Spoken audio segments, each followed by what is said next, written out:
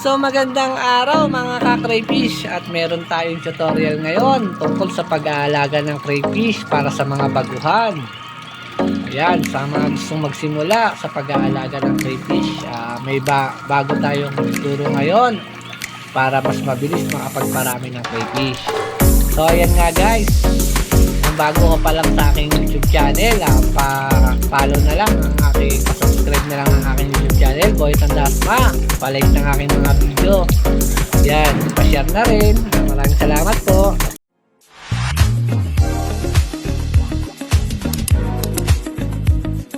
Ngayon, umpisa na natin ang ating tutorial. So, ang ating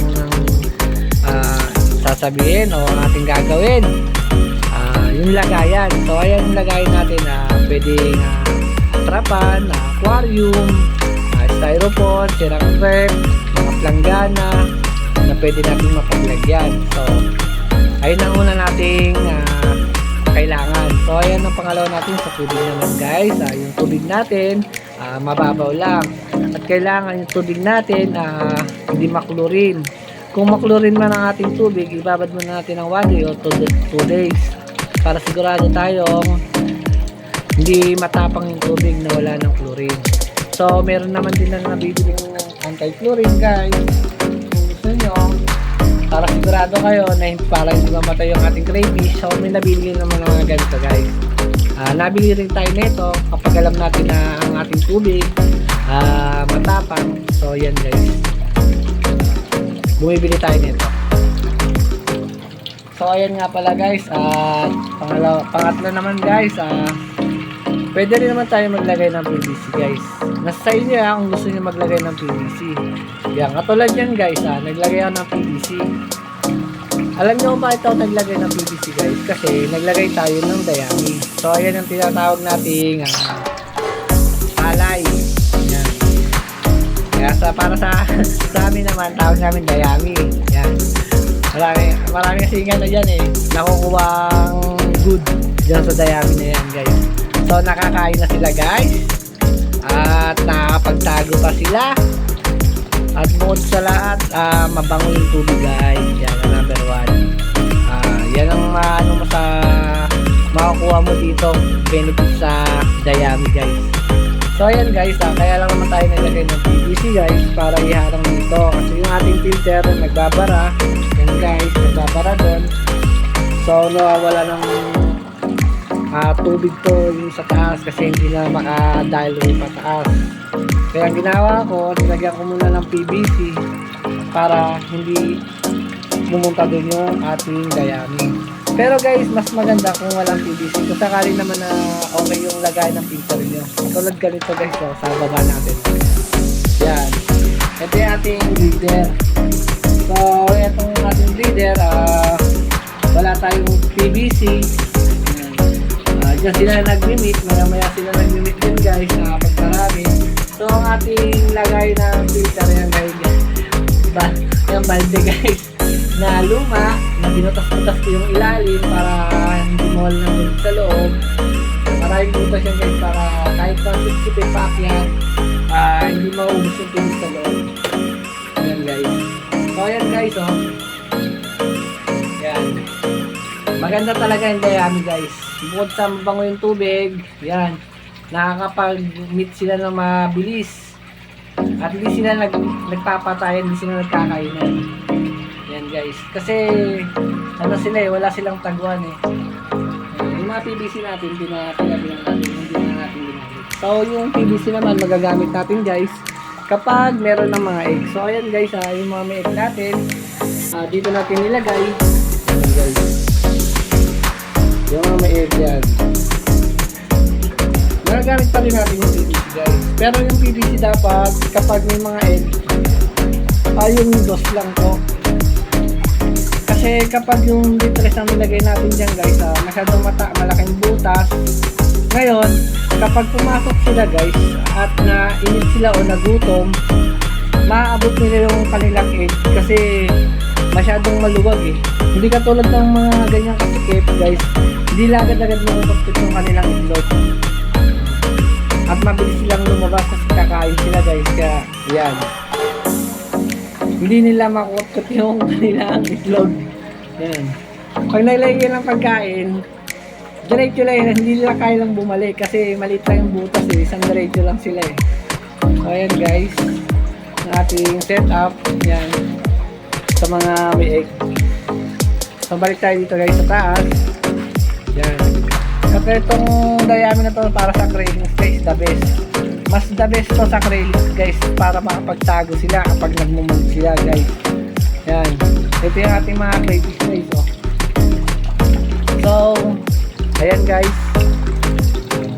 Oh, ito yata nag-mold yata to guys oh. Kasi alam ko dito sila nagtago kapag nagmumulog sila eh. Dito talaga sila pumupunta guys, hindi doon. Tingnan nyo guys, ang lawak-lawak pero walang nag-mold doon. Dito lang sila nag-mold. Kasi alam nila dito guys, ligtas. Marunong din naman yung mga crayfish. Tingnan nyo guys oh, para mold lang guys, ang lambot oh. Oh, di ko yan nilagay guys ha, oh. Lambot lang guys. Talagang dito talaga siya nagpunta guys. Ayan oh. Ito yung kanyang shell. Oh guys. Diba? Talagang success talaga yung ginawa natin guys na dayami. So ayan guys, kitang kita nyo naman na dito nag-mold to. Ito. Kaya ito. Oh ayan oh, tatago sa ilalim guys. Dito siya nagpalit oh. Ayan guys, so balik natin yan. Kumakain pa na ito.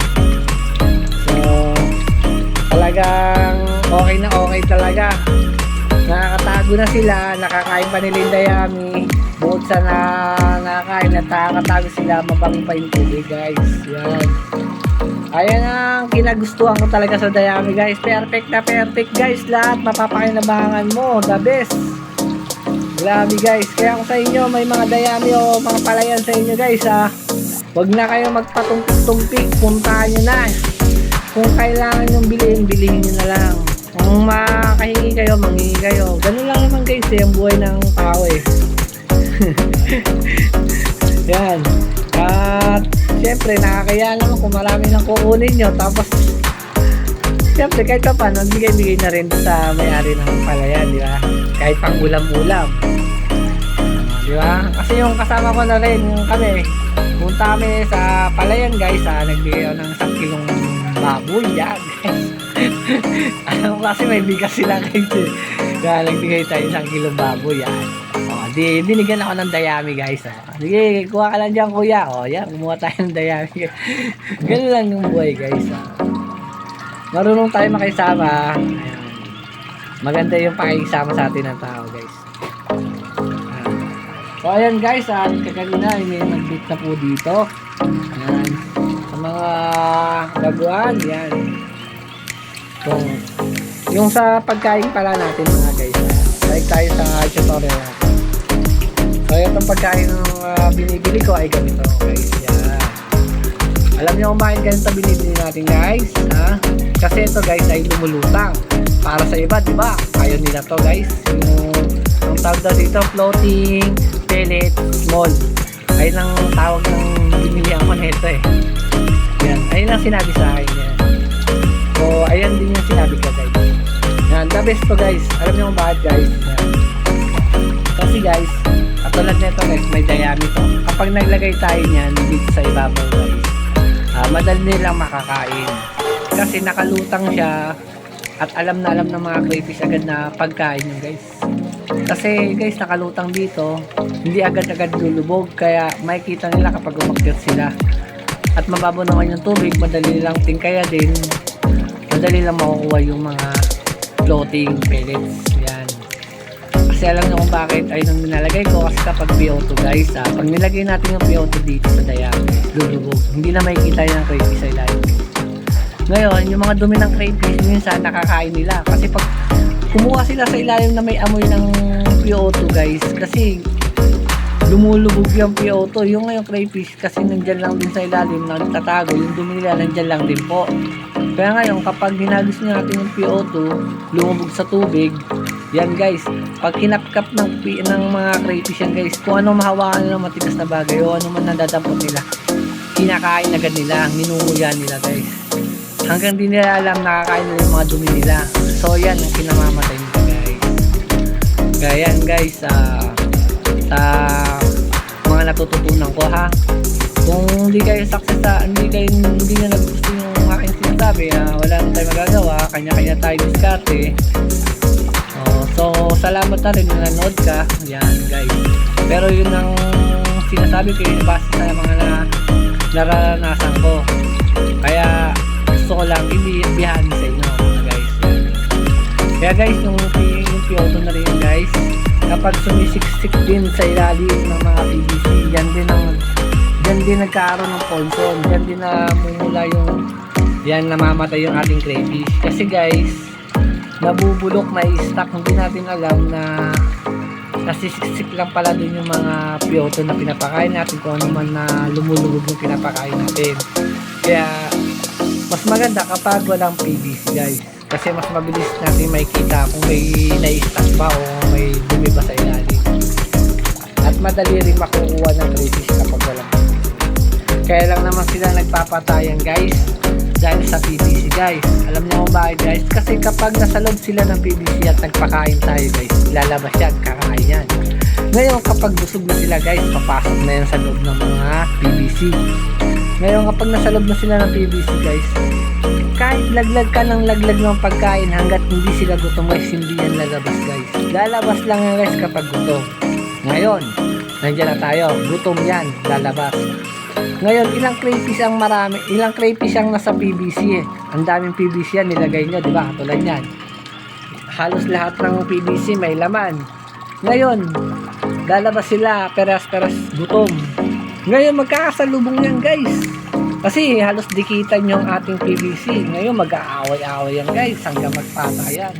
Ngayon, kapag namatay na yung crayfish guys, kakainin nila yan ng isa't isa kasi gutom sila eh. Pero kung wala tayong PVC guys, yan, at open lang yan, puro dayami o ganito lang guys, kahit magsalubungan yan guys, mag-ispada lang yan, susumpukan lang yan, magkakarapian lang yan guys, hindi yan magpapatayan. Pag natali isa, alam nila na daday sila, atras lang yan guys. Yan, kanina guys na video ako yun, yung mga ganung bagay. Hindi, mamaya ano ko rin yun, ipopost din natin yun, yung mga pag-aaway nila. Yan guys. Pero hindi sila nung talaga kasi nagpapatayan guys, kasi alam naman sila talaga nagpapatayan guys, kasi sa PVC guys eh, nakakaskip na sila sa lagayan. Yan yung PVC na yan, tapos ayan palang dahilan kung bakit sila nagpapatayan. Pero the best naman yung PVC guys, kapag may aquarium ka na mga ganyan, nalagayan ng mga breeder mo, mga itlog yan, magagamit mo sila. Pero hiwalay-hiwalay guys, meron silang divider, ayan mga ganyan, para yung isang crayfish, isa lang yan. Kahit lumabas sila dyan, di sila mag-aaway. Yan, para sa mga itlog, ganyan natin magagamit yung ating mga PVC. So yung PVC natin ay maliit lang para hindi nakukutkot ng itlog. Yan guys, sinabi ko na yung kanina, pero tinulit ko lang. So ating ang oxygen, pwede rin ganito guys. Yan, kung may mga ganito kayo oxygen, yan, tintindi natin yan. At ito rin yung isa pang oxygen natin guys. Yan, waluhan. Yan, para marami tayong may lalagay. Meron din tayo mga yan, nag-charge to guys, yan, para kapag nawala ng kuryente guys, bunot man doon, meron pa rin tayo oxygen. So ito guys, solar. So hindi ko nasaksaksali na yung solar, so i-charge na lang natin. Wala tayong saksakan kaya mamaya na lang, pero gumagana yun guys. Pwede yung solar to, pwede yung charge din siya. So yan, ayun na maganda lang dun.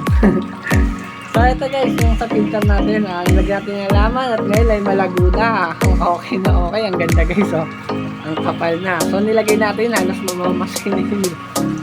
Ngayon, ang ganda niya na. So yan guys, sa aking bubong guys, ganito lang guys. Kapag alam kong malakas ang ulan naman guys, talagang pumupunta ako dito para bawasan yung tubig. Kasi wala tayong yung overflow, wala tayong ganun guys, yung mga daanan ng pag na dumadami yung tubig. So hindi tayo nakagawa. At Nagpapasalamat naman din ako kahit lumakas ang ulan, hindi agad-agad dito nabubuno kasi hindi naman rumirekta dito yung ulan eh. Yan, hindi naman kumbaga umaagos minsan doon. Hindi lahat ng buhos papunta dito guys. So ayan, iba-ibang makakain kasi nauumay din sila guys eh. Kaya kailangan sa isang linggo may iba rin silang kinakain, hindi puro ayun lang. So naglalagay rin ako ng isda guys, yan guys oh. So naubos na yung isda. Ayun oh. Nginat-ngat na nila yung isda guys, yan. Tinik na lang natira. So tatapon na natin itong tinik. So ayan guys, nakita nyo naman naglagay ako ng isda guys, tinik na lang ha. So yan guys, kailangan din ng ano yan, ng crayfish yung kumain sila ng isda para hindi sila magkakainan at lagi lang silang busog yan. At mabilis sila makapagparami dahil hindi sila nagugutuman. Hindi ka tulad kasi guys talaga pag maraming bibis na ganyan talaga pag lumabas lang sila gutom lang, hindi sila lalabas lang hindi sila gutom. So tayo naglagay tayo niyan kasi inaral lang natin sa dayami at para hindi pumunta dito. So may dayami naman, hindi pa rin sila mag-aaway guys. Huwag kayo mag-alala. Kahit may PVC tayo dyan na may dayami, hindi naman sila mag-aaway basta maluwag. Lagyan din natin guys ng mga isda para sa lamok yan at para hindi bahay ng lamok ang ating mga pan. So naglagay ako ng mga isdang sinaw kung tawagin sa amin dito sa Cavite. Yung mga nakukuha lang sa ilog guys. So ayan guys, sana may natutunan kayo. At maraming salamat sa panonood nyo. Subscribe na lang ang YouTube channel natin ulit, Boy Tandasma. Maraming salamat sa mga nanood sa akin at sa tutorial natin. Sana may natutunan kayo. Kaya sa mga baguhan sa mga baguhan dyan na gusto mag-alaga, gusto magkaroon ng red super sayang crayfish natin, PM nyo lang ako guys. Yan guys, yan o, red super sayang crayfish natin guys.